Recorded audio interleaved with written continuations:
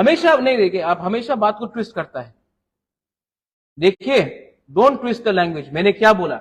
Manik Babu is no longer the leader of in the CPM party, तो वो CPM छोड़ दिया।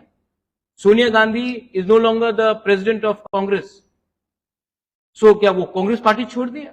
अमित नहीं, आपने बोला छोड़ दिया politics. Amit Shah is no longer the BJP president, था ना, अब जेपी नड्डा जी है, तो क्या वो पॉलिटिक्स छोड़ दिया? मैंने बोला है कि मैंने चेयरमैन का पद छोड़ा है पार्टी में। जब तक मेरे अंदर खून है, I am a Tipra Motha warrior.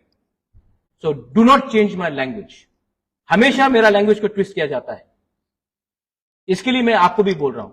I do not appreciate such sort of language. I have said that I am a warrior of the party.